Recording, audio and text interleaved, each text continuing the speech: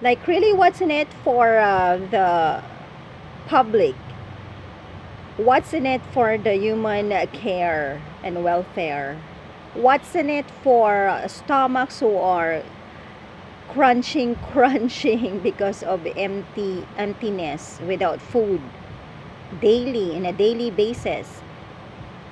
That's what I'm gonna ask all our public servants in all agencies. What's in it for the smallest and the poorest of the poor in the society and the whole of the citizenry? What's in it for us? All your mudslinging in the government, no? With each other. It's adding up to the burden of the people. That while we have this pandemic, trying to fight bacteria and viruses, mudslinging it is, that's what's happening in the social media. But on the other hand, of course, there is also a positive thing about it, that we are given a chance to think. But how could you expect people to be thinking freely and conveniently if they do not have like everyday food, the basic needs? They could not even think about it any longer. What they think about is, where are we gonna get the next meal, the next day's needs, etc. So I'm giving it as a message to all of you in the public service. You are in the convenience of having the perks, basic needs you have. Ito nga, as an example, the Vice President Office, why is it still operating? Kayo din yung naging nagva-violate ng mga sinet nating rule, di ba? Nagkaroon ng multiple cases of COVID sa Vice President's Office. Bakit naka-open yan? Continuously nag-ooperate. Ha? Nakita ko po kasi dun sa ginawang vlog ni OG Diaz. At nakita ko nga na almost iniinsulto din ni OG si Vice Presidente, no? Hindi niya napapansin yun. And OG represents the whole citizenry in that case.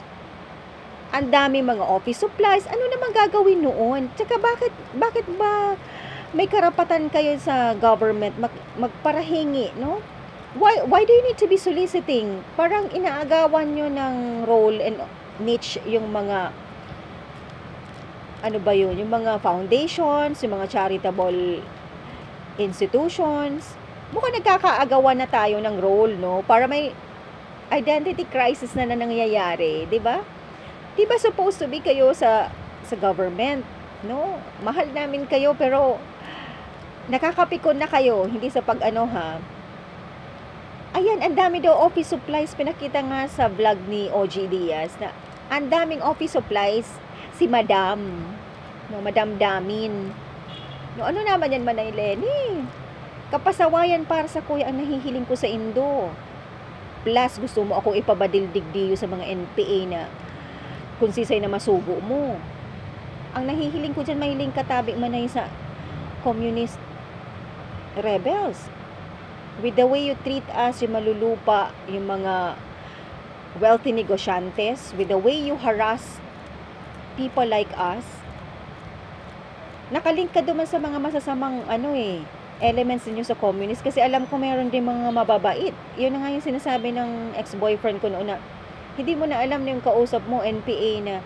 So far naman, wala naman sa akin ng so much na bonggang-bonggang ng bastos.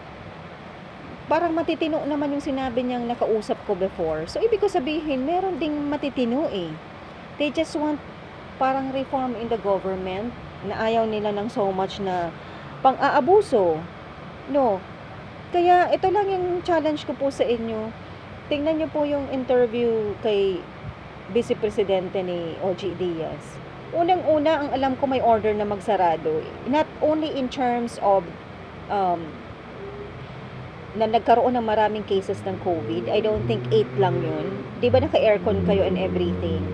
Pagkatapos, ang alam ko, di ba, because of all the scandals, may mga misbehaviors, tapos nagsalita na naman siya na highest ranking daw na naman siya ulit sa COA and now using the qualified opinion. Hindi po yan nararank ang opinion. Ang opinion ay isa lang yan. Diba?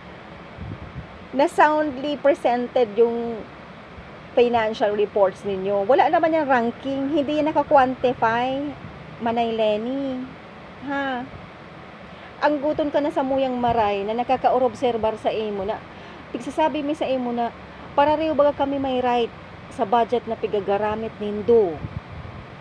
Na in question nga ni kung corrupted na.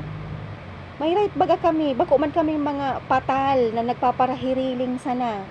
Na kami nga ning mga honestly, may mga sadiri kaming wealth, nagka-urokray na. Kami na ang nagkararumble down. Kaming niche kan society na non-government kami but we are self-sustaining.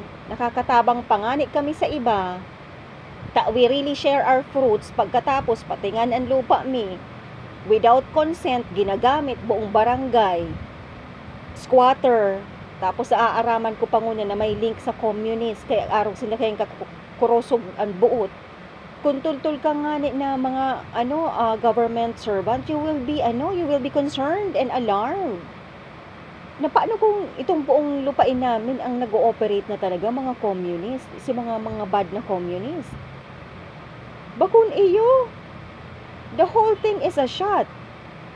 Kami na lugod ito may nangangaipuhan man ako mismo, individually speaking, no? I have to be honest. Saro naman ako duman sa ginibo kan sosyedad na taong mayo naman lugod na magpaparahagad na sana.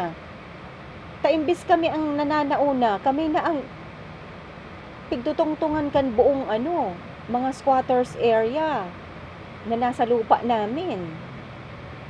Kami po naghihinaing naman kaming mga landed people. Aram ko na very silent po kadaklan yung mga atinista na may mga manlulupa din po, pero kami na ang ginibo mga alabado sa muyang sadiring mga properties, no?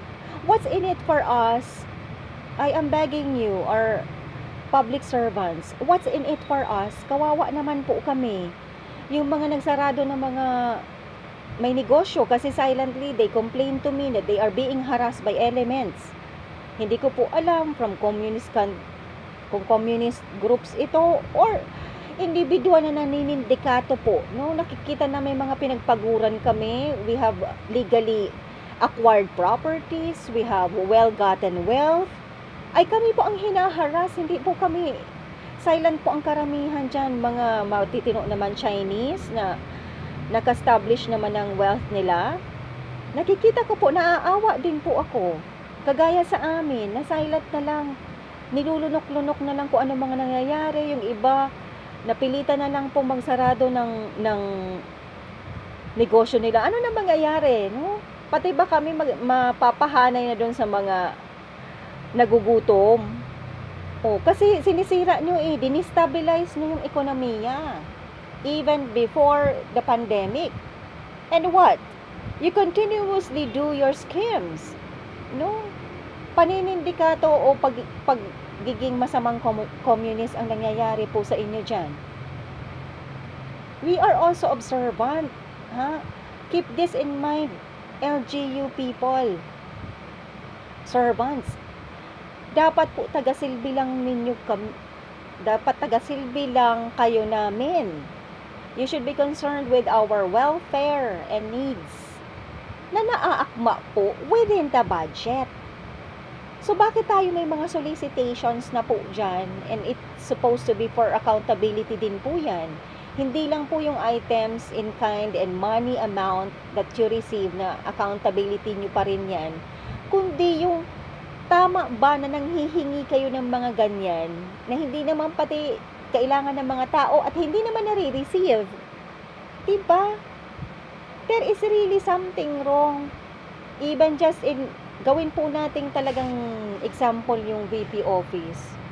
Paano po nag-ooperate na in-orderan ng magsarado? Nauna pang nakikipag sa budget, no? Na mapasa na yung budget. Ay naku, kung ako po yung superior talaga ninyo dyan, i-hold ko yung mga budget ninyong yan. Until you show me concrete production of your works sa kada ahensya ng gobyerno. Kasi you are being paid there. You're enjoying perks, benefits, etc. Pati na nga power. Kaya nakaka-afford dyan ang iba sa inyo mag-death threat sa mga taong nakakakita ng ginagawa nila at ine-express in the social media, in writing or in vlogs. Tapos sasabihin ninyo yung social media activist or communist. Hindi naman.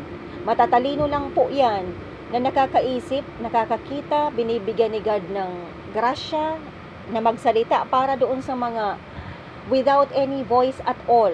No? The real oppressed. Pinapakita natin sa social media, wow, may mga konting pamigay tayo. Yun na for the 1 year ang ipapakita nating nagawa. Isang pack, isang kilong bigas, isang sardinas, isang noodles. Mag-isip-isip po kayo, yung mga nakakapagsalita sa social media ay nakakapagsulat. May utak yun, may isip. No? Hindi nyo pwedeng basta-bastang ikokontrol. Unlike in the communist country. Oh, and I even have a question here. Are we becoming communist country? Wag naman sana. Pero in my observation, marami nang nagko-complain. Yung mga harassment and terrorism that we are experiencing, the death threat, coming pa sa inyo.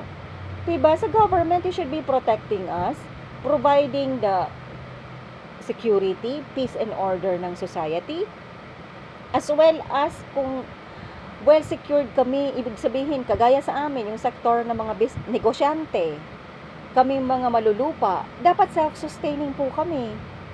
No? Pero ang nangyayari po ngayon, papabayaan ninyo kami, parang gusto na kami ihanay ng mga communist at mga naninindikato sa mga wala. No? Kami na rin ang maghihingi. Tapos pag tiningnan nyo, ay malupa ka, hindi ka qualified dito sa mga pamigay namin. O paano pala kami? Papatayin yung sektor namin.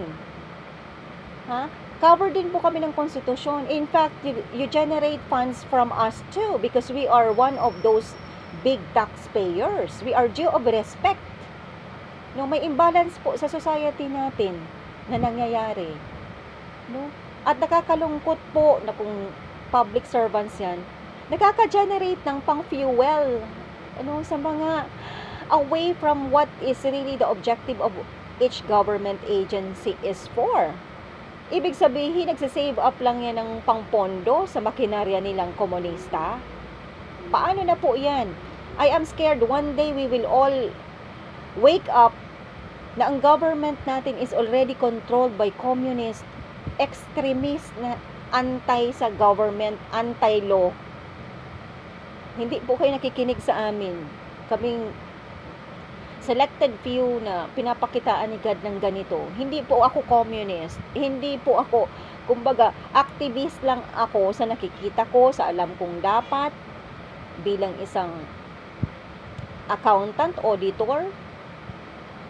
Hindi po kami pwedeng maging silent kasi pati po ako ay binabagabag ni Lord na kung hindi ko po ito gagawin, ay isa pong obligation on my part.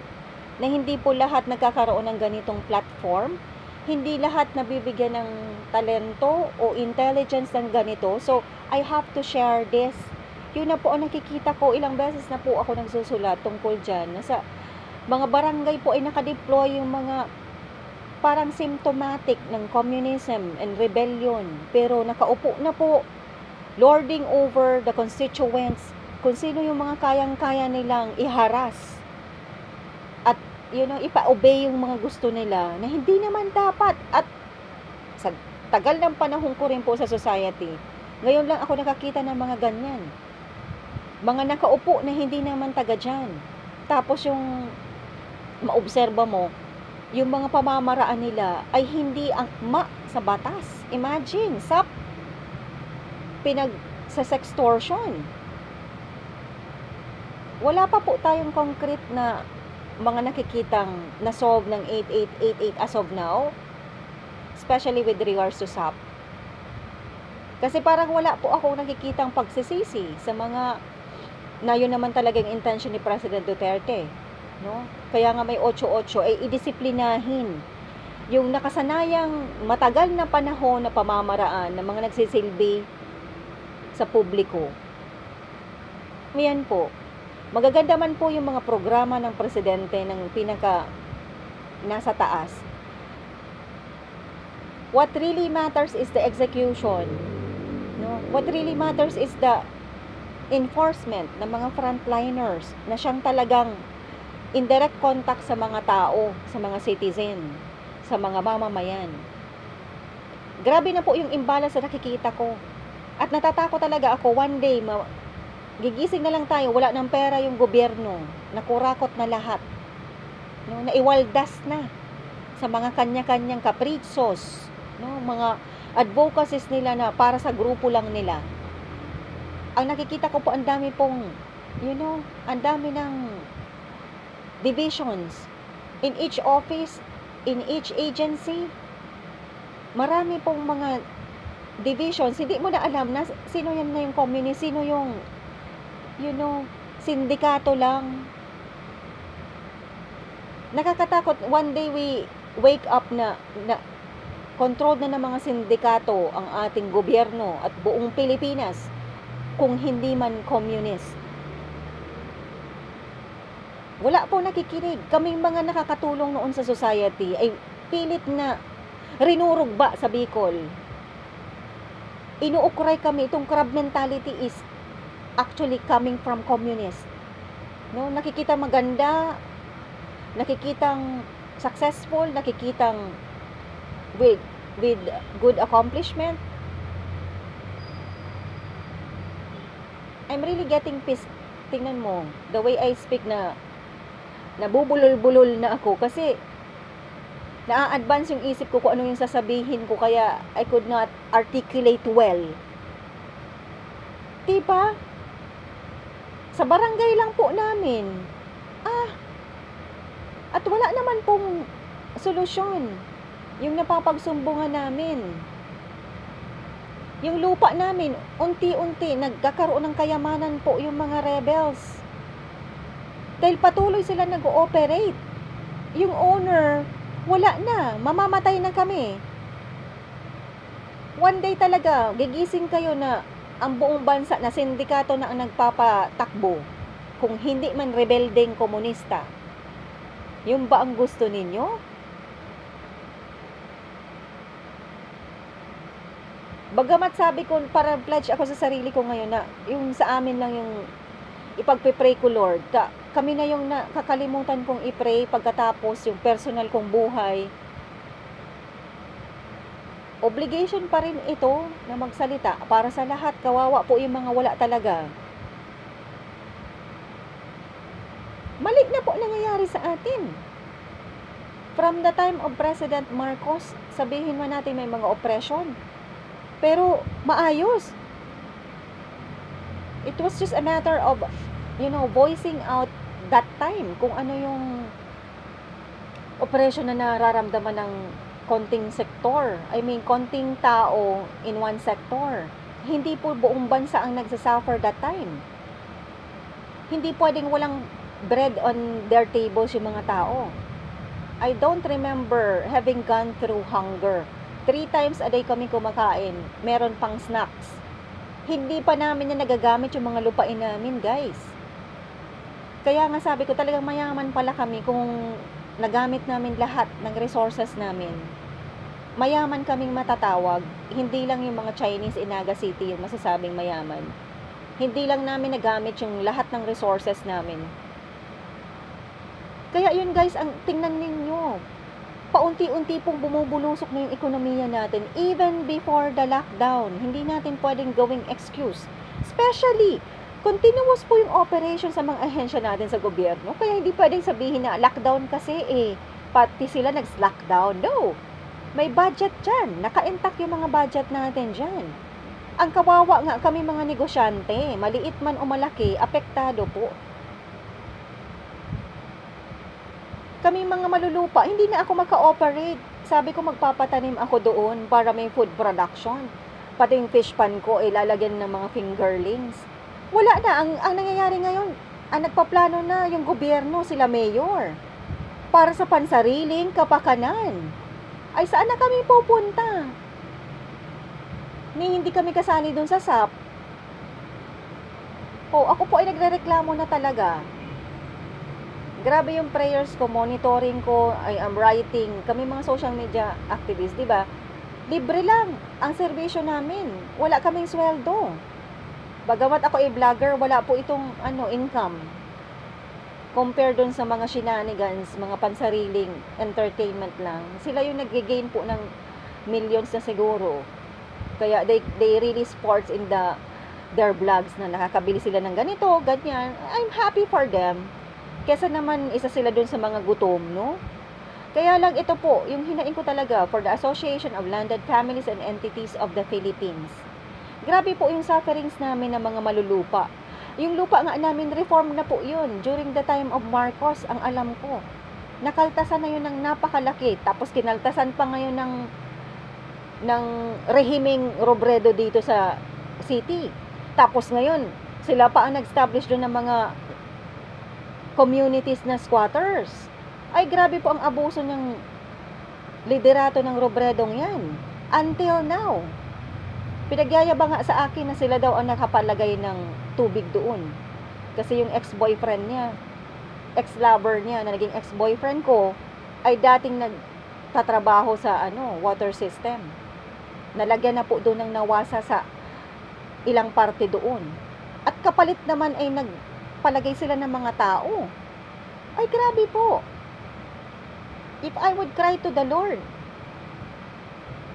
the Bible said, God hears the cry of the poor.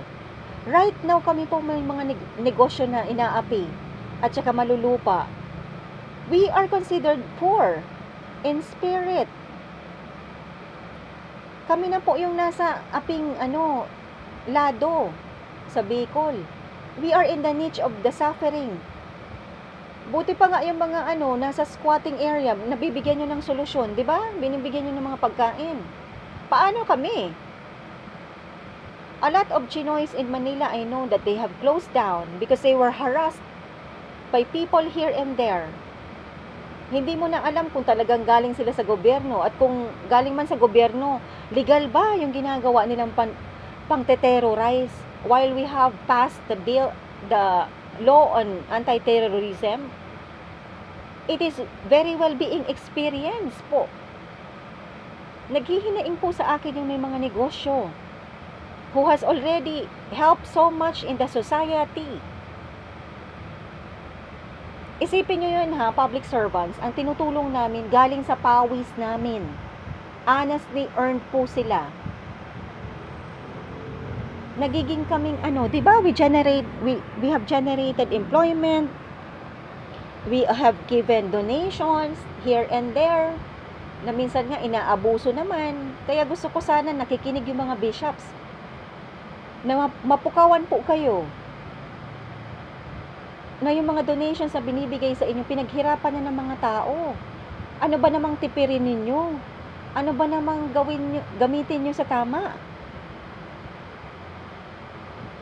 Kami na po yung nasa suffering stage dito, yung mga may negosyo na nag-help sa government saka sa church. We are silent victims. Ang dami po dyan, naintindihan ko naman yung mga Chinoys, na silently they suffer. Naubos-ubos yung mga savings nila sa panunuhol, sa mga nagte-terrorize sa mga negosyo nila. I'm talking especially of those legal businesses. Napupuntahan, ihaharas, tapos hindi aalis hanggang walang binibigay na suhol. O paano naman po yun? Kasalanan. Nagagalit na si God. Hindi na namin alam yung pupuntahan namin. Government officers, servants. Ako, ilang beses na ako maghingi ng tulong sa army dito, sa Kamsur. Wala. Ang alam ko, yung mga babae-babae ng iba dyan, doon na nga hinaus. Nakipaghilera na rin sa squatting. Nag-ride on, kumbaga. Yung ex-boyfriend ko po, reserve siya sa army. Siya ang una kong nasumbungan. Wala din. Ewan ko na, wala na daw dito. Saan po pupunta yung mga tao sa na ordinary kagaya namin na citizen. While we are trying to be of help to the society, not to be a burden. Kaya nga ayaw nyo kaming bigyan ng SAP, di ba? Kasi yung logic doon, lagi nyong ina-assume na sapat-sapat kami. Oo nga naman, ang laki ng lupa namin. Tanungin nyo yung sarili nyo, kung nagagamit namin yung lupang yun. Hindi nga. Pati sarili kong bahay, hindi ko na mabalikan doon. Ay, grabe pong abuso ninyo, kaya hindi nyo maalalaman kung paano tayo patatawarin ni Lord God. Nag-iisip pa tayo ng vaccine. Logically speaking, huwag ka na mag-isip niyan. Na kung hindi natin maaano si God, mapiplease, mare-repair yung mga kasalanan natin dahil this is a justice from the Lord God. Huwag ka na mag-isip ng vaccine. And up until now, there is not a vaccine yet proven to be effective. Unahin mo kung paano nangyayari sa bansa natin na nakakagalit kay God. Nadadamay na po kaming mga negosyante na dati kaming mga self-sufficient na in-overflow namin sa society what we have. Wala na, magigising kayo one day, isa na rin kami sa dapat nyong pagbibigyan talaga. Do you want that one? Dahil sa kananakaw nyo, hindi lang ang ninanakaw nyo yung pera and resources ng dapat sa publiko, kundi pati yung mga talento, yung grasya ni God, yung oras, ay pinagnanakaw po ninyo to which you will be accountable for.